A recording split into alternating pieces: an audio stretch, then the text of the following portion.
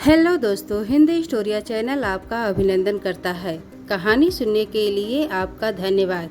कहानी पसंद आए तो लाइक और सब्सक्राइब जरूर करें। बिना देरी किए चलिए कहानी शुरू करते हैं। बहुत पुराने जमाने की बात है। एक राजा था। उसके महल में एक बहुत सुंदर बाग था। बाग में तरह तरह के फूलों के पौधे और अनेक प्रकार के मीठे फलों के पेड़ थे। लेकिन इस बाग में सबसे आश्चर्यजनक चीज थी, एक सेब का पेड़ था जिसमें सोने के सेब लगते थे। राजा ने इस पेड़ की देखभाल का खास इंतजाम कर रखा था। जब इसके फल पकते थे तो चौकीदार रात दिन पेड़ का पहरा दिया करते थे, ताकि कोई सोने का सेब चुरा कर न ले जाए। लेकिन एक दिन की बात है कि बाग के माली ने जब सोने के सेबों को गिना तो उसमें से एक सेब गायब था। उसने दौड़कर राजा को खबर दी। राजा फौरन बाग में पहुंचा। उसे ये देखकर बड़ा आश्चर्य हुआ कि देखभाल का इतना पक्का इंतजाम होने पर भी एक सेब किसी ने चुरा लिया। उसने ऐलान किया कि कोई सोने के सेब को चुराने वाले चोर का पता देगा, उसे इनाम दिया जाएगा। सबसे बड़े राजकुमार ने राजा से कहा कि रात में वो पहरा देगा और चोर को पकड़ने की कोशिश करेगा। राजा ने उसको इसकी इजाजत दे दी। बड़ा राजकुमार रात में पहरा देने लगा, लेकिन 2 घंटे बाद ही उसे नींद आ गई और वह सो गया। सुबह उठकर जब उसने सेबों को गिना तो वह देखकर चकित रह गया कि रात भर में एक और सेब गायब हो गया था। इसके बाद दूसरी रात को मंझले राजकुमार ने पहरा देने का काम संभाला। उसे भी नींद आ गई और तीसरा सेब चोरी हो गया। राजा बहुत चिंतित था। दरबारियों की भी समझ में नहीं आ रहा था कि क्या किया जाए। सब लोग उदास बैठे थे कि इतने में सबसे छोटा राजकुमार आया और उसने कहा कि आज की रात मैं पहरा दूंगा और चोर को पकड़ूंगा। राजा इस राजकुमार से खुश नहीं रहता था। वो उसे मूर्ख भी मानता था। उसने उसे डांटते हुए कहा, तुम क्या समझते हो, क्या तुम्हें इसमें सफलता मिलेगी? तुमसे बड़े और तुमसे ज्यादा समझदार दोनों राजकुमार इस काम में असफल हो चुके हैं। तुम जाओ अपना काम करो। लेकिन छोटा राजकुमार नहीं माना। उसने राजा से प्रार्थना की कि उसे एक मौका जरूर दिया जाए। अंत में राजा राजी हो गया। राजकुमार रात में पहरा देने लगा। उसने तय किया कि वह किसी भी हालत में नहीं सोएगा और चोर को जरूर पकड़ेगा। जब आधी रात हुई और 12 बजे का आखिरी घंटा बजा तो राजकुमार ने देखा कि एक सुंदर सोने की चिड़िया कहीं से उड़ती हुई आई और सेब के पेड़ पर बैठ गई। उसने देखते देखते सोने का एक सेब तोड़कर अपनी चोंच में पकड़ लिया। राजकुमार ने फौरन निशाना साधकर तीर चला दिया, लेकिन तीर चिड़िया को नहीं लगा और वह पंख फड़फड़ाकर उड़ गई। हाँ, इतना अवश्य हुआ कि उसका एक सुनहरा पंख टूटकर जमीन पर आ गिरा। दूसरे दिन सुबह राजकुमार ने राजा को सारी बात बता दी और वह सोने का पंख उनके सामने रख दिया। पंख इतना सुंदर और इतना कीमती था कि राजा उसे देखता ही रह गया। उसने कहा, अगर उस चिड़िया का एक पंख इतना सुंदर है तो वह पूरी चिड़िया कितनी सुंदर होगी। मैं चाहता हूँ कि उस चिड़िया को कोई पकड़ लाए। सबसे पहले बड़ा राजकुमार इस काम के लिए रवाना हुआ। चलते चलते वह एक जंगल में पहुँचा। वहाँ उसने एक लोमड़ी को एक पेड़ के नीचे आराम करते हुए देखा। राजकुमार ने मौका देखकर तीर अपने धनुष पर चढ़ा लिया। वह तीर छोड़ने ही जा रहा था कि लोमड़ी ने चिल्लाकर कहा, राजकुमार, मुझे मत मारो। मुझे पता है कि तुम सोने की चिड़िया की खोज में निकले हो। तुम मेरी राय मानो तो तुम्हारा काम जल्दी ही पूरा हो जाएगा। तुम इसी रास्ते से सीधे चले जाओ। शाम होने पर तुम एक गांव में पहुंचोगे। वहां तुम्हें आमने सामने 2 सराय मिलेंगी। एक सराय खूब सजी सजाई और सुंदर सी होगी, लेकिन तुम उसमें मत ठहरना। तुम उसके सामने वाली दूसरी सराय में ठहरना, जो बहुत मामूली और देखने में भी भद्दी सी होगी। ऐसा करने पर तुम्हारा काम आसानी से पूरा हो जाएगा। लोमड़ी का बात सुनकर राजकुमार को हंसी आ गई।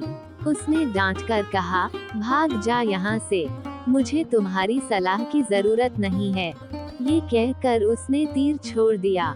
लेकिन लोमड़ी बहुत चालाक थी। वो बचकर निकल भागी। राजकुमार आगे चलता गया। शाम को जब वह एक गांव में पहुंचा तो उसने देखा कि वहां सड़क के किनारे सचमुच 2 सराएं थीं।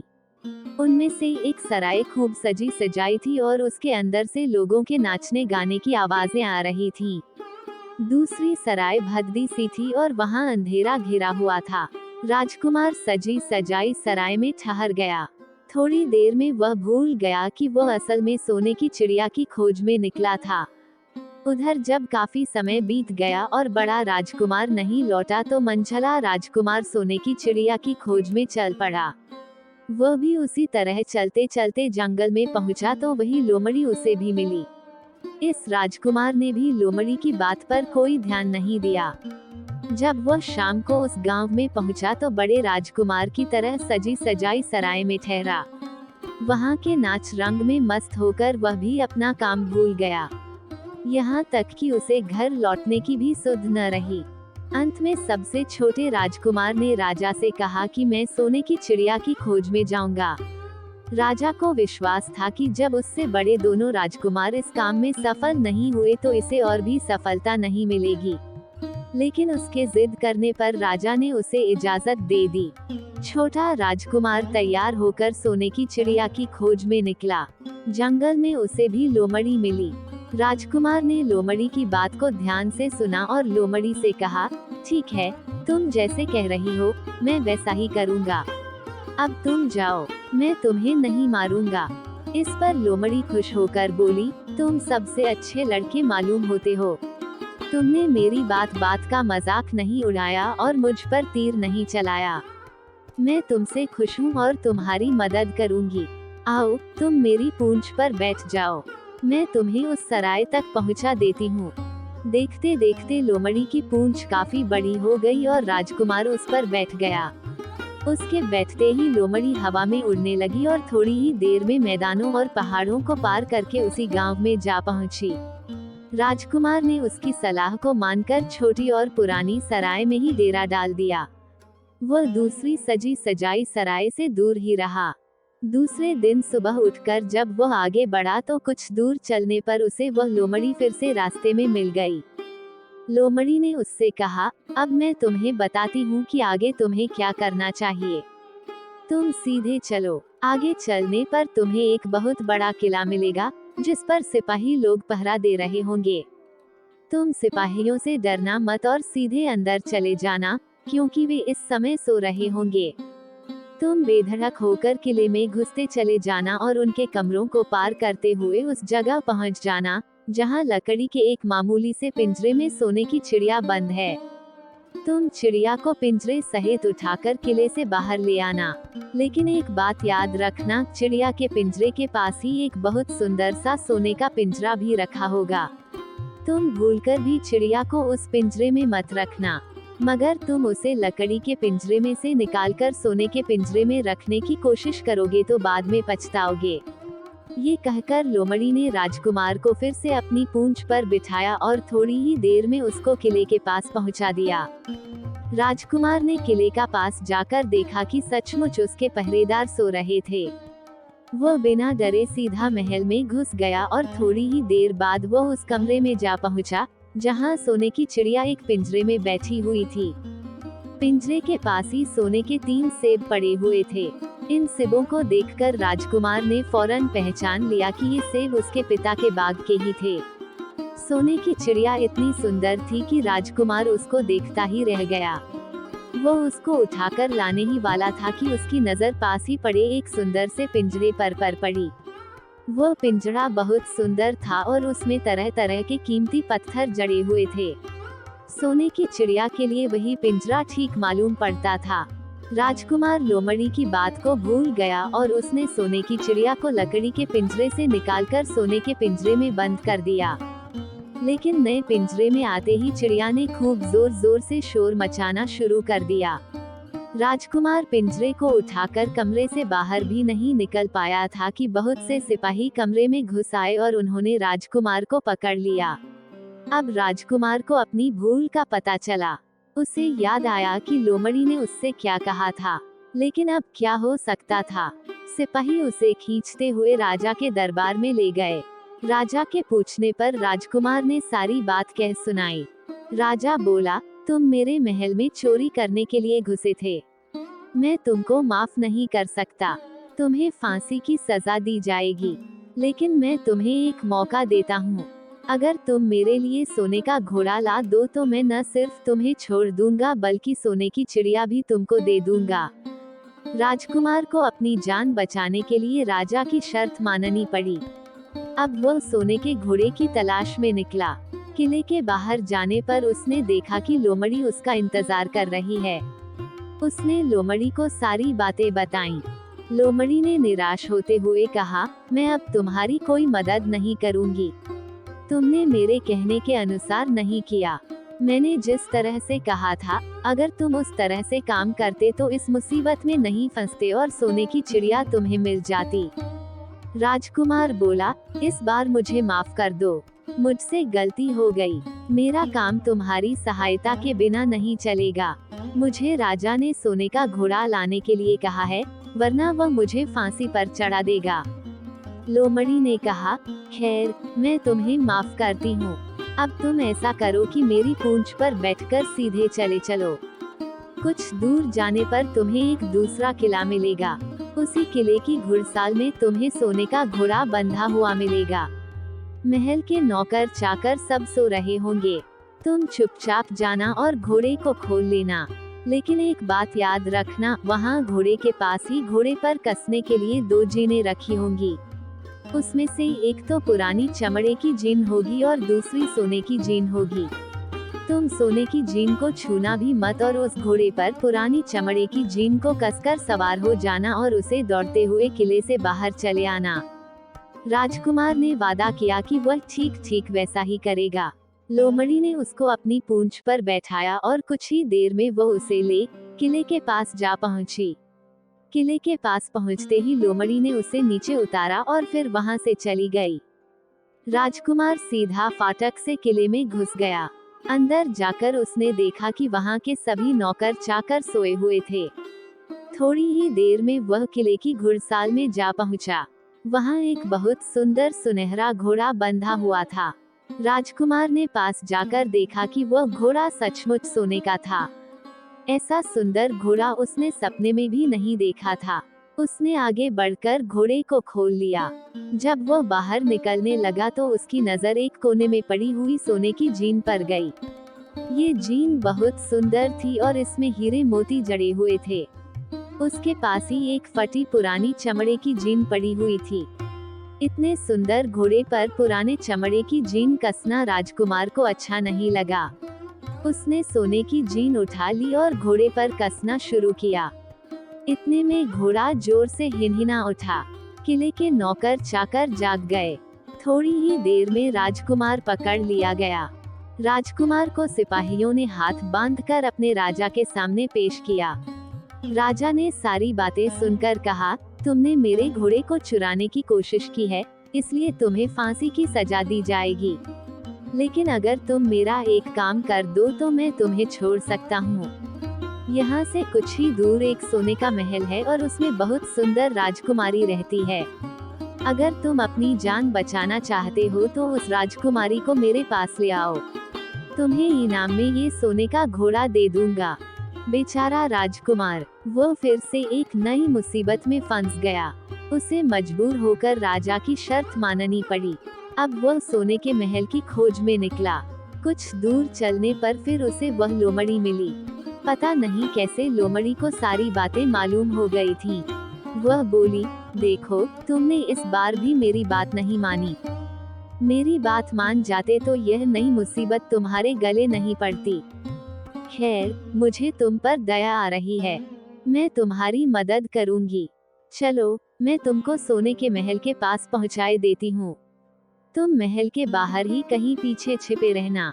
जब उसमें से शाम को राजकुमारी तालाब में नहाने के लिए बाहर आए तो तुम आगे बढ़कर उसका हाथ पकड़ लेना।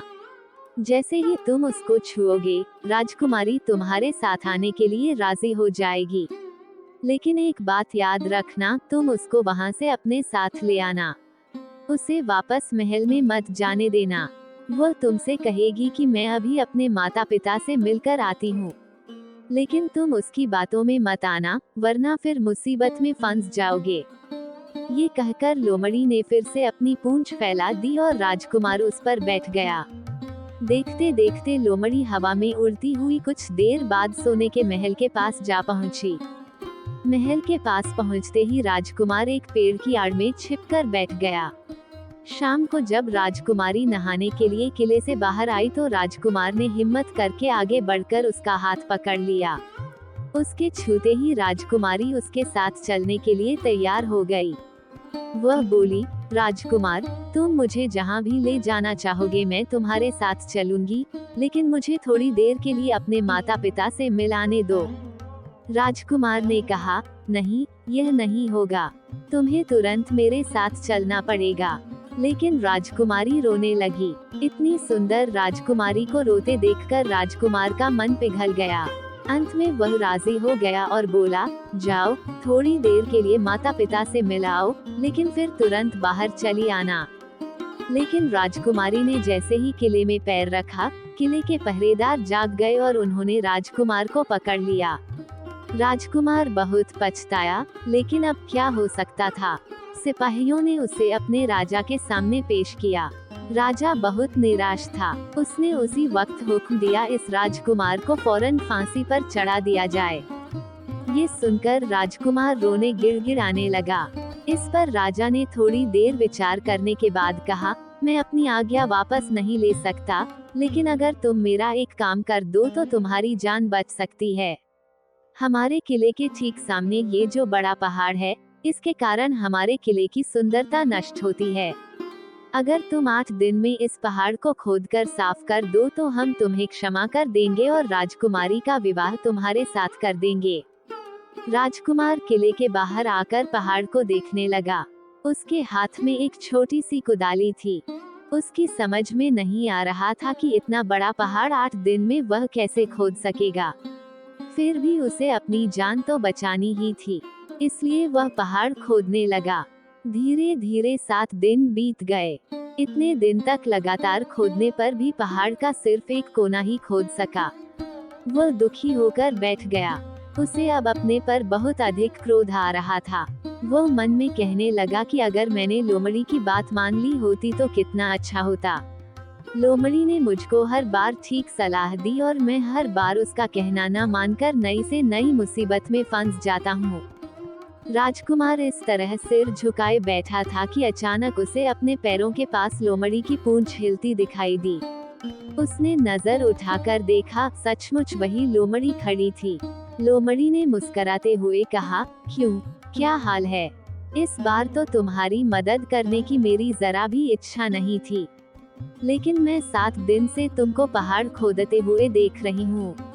मुझे दया आ गई और मैं तुम्हारी मदद के लिए चली आई।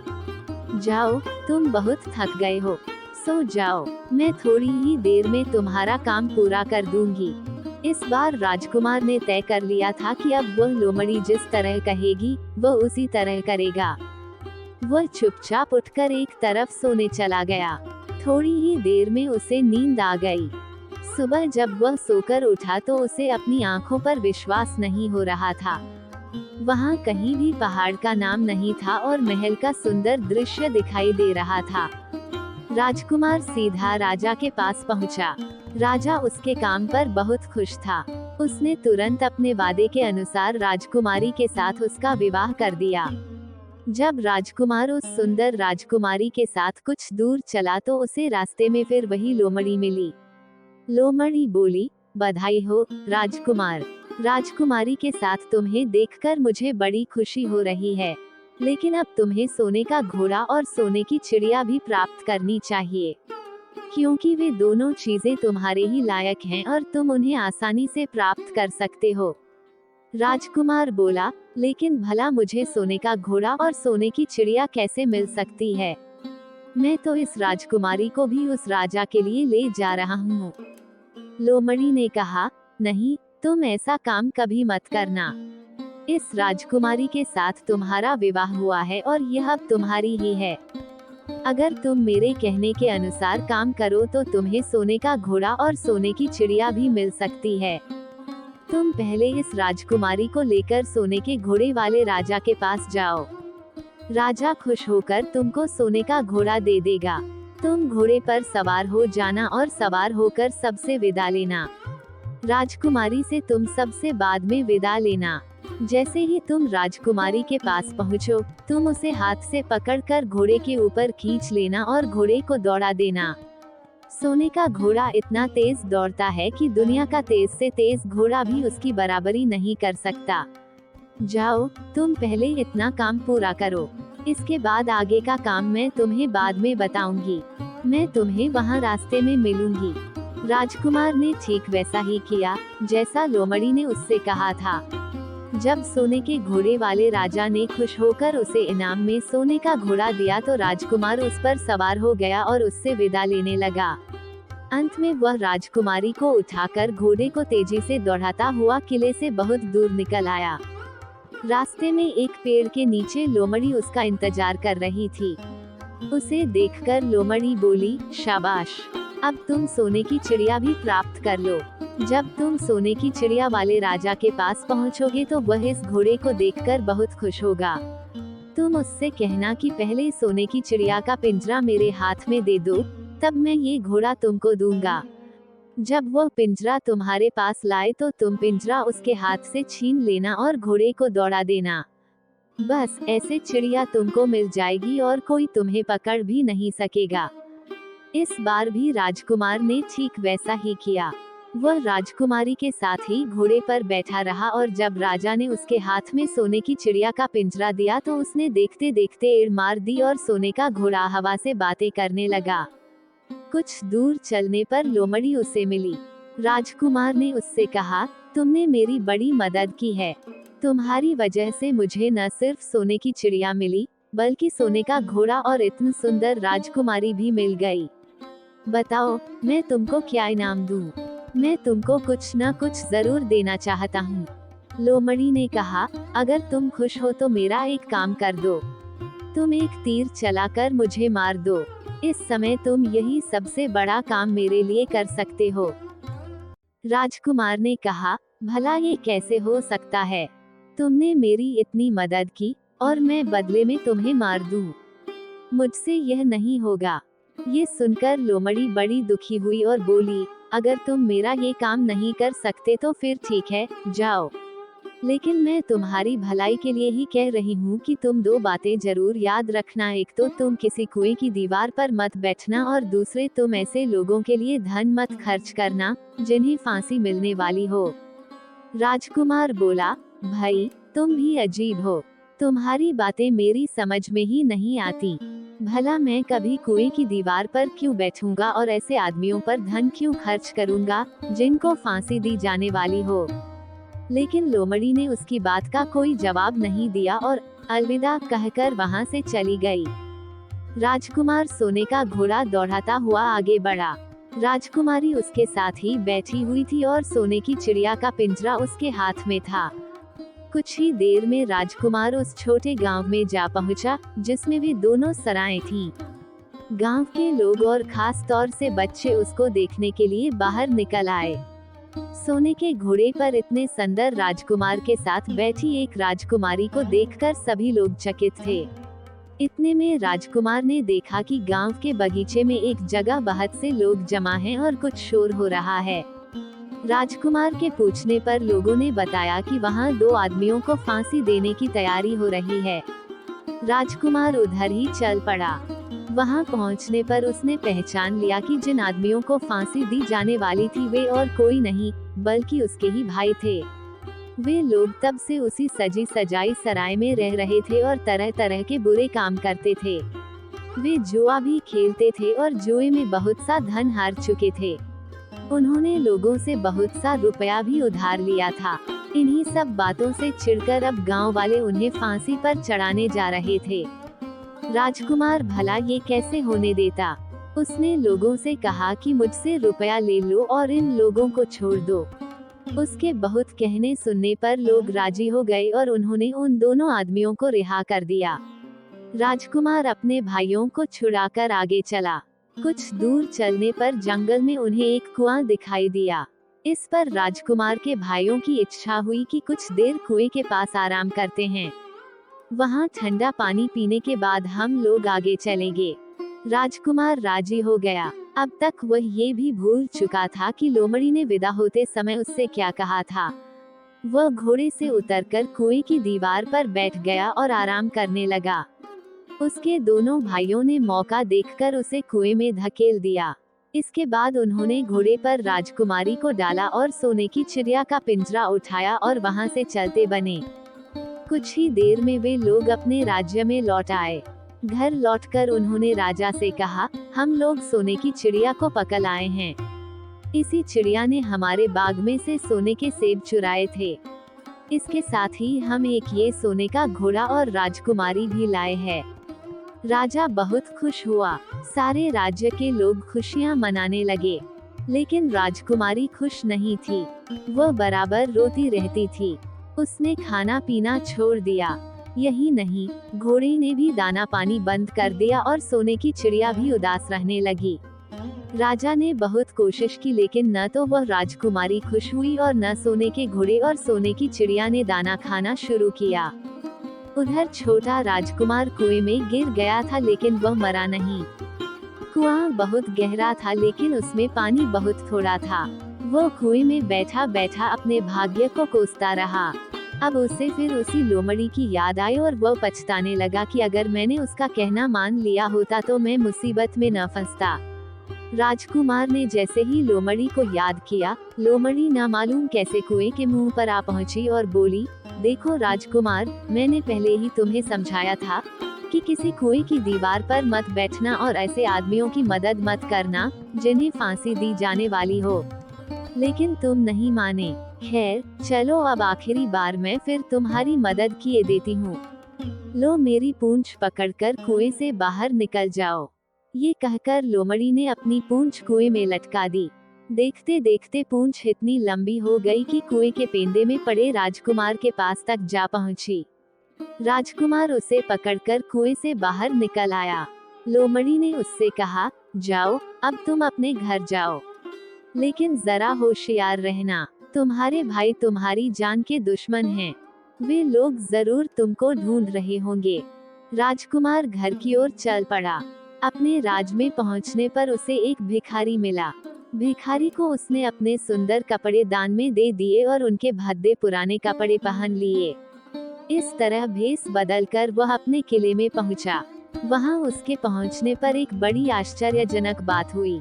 सोने का घोड़ा खुशी से हिनहिनाने लगा और दाना खाने लगा। सोने की चिड़िया भी अपने पिंजरे में खुशी से फुदकने लगी और गाना गाने लगी। राजकुमारी ने अपने आंसू पोंछ डाले और वह भी खुश दिखाई देने लगी। लेकिन राजा की समझ में कुछ नहीं आया। उसने राजकुमारी से इसका कारण पूछा तो वह बोली, मैंने तो पहले ही आपको सारी कहानी बता दी थी। आपके बड़े और मंझले राजकुमार ने छोटे राजकुमार के साथ धोखा किया है। इन्होंने आपको भी धोखा दिया है, लेकिन अब आपका छोटा राजकुमार यहाँ पर आ पहुँचा है, इसलिए मुझे बहुत खुशी हो रही है। उसी के साथ मेरी शादी हुई है और मैं उसके साथ ही सुखी रह सकती हूँ। फिर उसने मैले कुचैले कपड़े पहने एक आदमी की ओर इशारा करते हुए कहा, वह रहा आपका छोटा राजकुमार। राजा ने भी अपने छोटे लड़के को पहचान लिया। अब राजा ने अपने छोटे बेटे के बारे में अपने विचार बदल दिए। अब वो उसको बहुत समझदार और बहादुर मानने लगा और उससे बहुत अधिक प्यार करने लगा। उसने उसको राजगद्दी पर बिठाने का निश्चय किया। बड़े और मंझले राजकुमार ने अपने छोटे भाई को ही धोखा नहीं दिया था, बल्कि राजा को भी धोखा दिया था। इससे राजा उनसे बहुत नाराज था।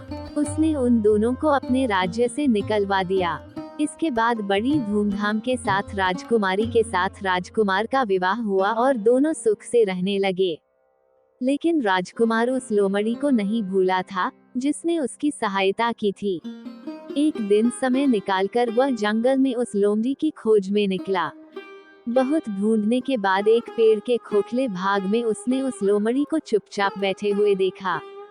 लोमड़ी बहुत उदास थी और पहले से बहुत ज्यादा दुबली भी हो गई थी। राजकुमार को देखते ही लोमड़ी ने उसे पहचान लिया और कहा, आह, कहो राजकुमार, आज इधर कैसे भूल पड़े। राजकुमार ने कहा, मैं आज तुम्हें ही ढूंढने के लिए आया हूँ। चलो मेरे बाग में आराम से रहना। वहाँ तुम्हें किसी तरह की तकलीफ नहीं होगी। यहाँ तो जंगल में तुम्हें खाने पीने की तकलीफ होती होगी और जंगली जानवरों और शिकारियों का डर बना रहता होगा। लोमड़ी ने कहा, नहीं राजकुमार, मैं यहाँ ठीक हूँ, और भला अब तुम्हें मेरे दुख से क्या लेना देना।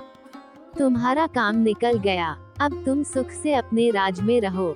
राजकुमार बोला, नहीं, तुमने मेरा बड़ा उपकार किया है। मैं तुम्हें इनाम देना चाहता हूँ और अपने साथ ही रखना चाहता हूँ। राजकुमारी भी बहुत खुश होगी, वह भी तुमसे मिलना चाहती है। लोमड़ी बोली, अगर तुम सचमुच मुझे इनाम देना चाहते हो तो मेरा एक काम कर दो। मैंने तुमसे पहले भी कहा था कि तुम तीर चलाकर मुझे मार दो, इसी से मेरा लाभ होगा। असल में एक जादूगर ने मुझ पर जादू कर रखा है। मैं लोमड़ी नहीं हूँ, मुझे उसके जादू के प्रभाव से लोमड़ी के रूप में रहना पड़ रहा है। मैं तो उसी देश का राजकुमार हूँ जहाँ की राजकुमारी से तुम्हारा विवाह हुआ है। असल में वह राजकुमारी मेरी छोटी बहन है। अगर तुम तीर चलाकर मुझे मार दोगे तो इस जादू से मुझे मुक्ति मिल जाएगी और मैं फिर अपने देश लौट सकूंगा। राजकुमार को ये सुनकर बड़ा आश्चर्य हुआ। उसने फौरन अपने धनुष पर तीर चढ़ाया और लोमड़ी की ओर छोड़ दिया। तीर के लगते ही लोमड़ी मर गई और उसमें से एक सुंदर सा राजकुमार निकल आया। फिर दोनों राजकुमार आपस में गले मिले। इसके बाद दोनों राजकुमार वापस महल में लौट आए। वहाँ राजकुमारी अपने भाई से मिलकर बहुत खुश हुई।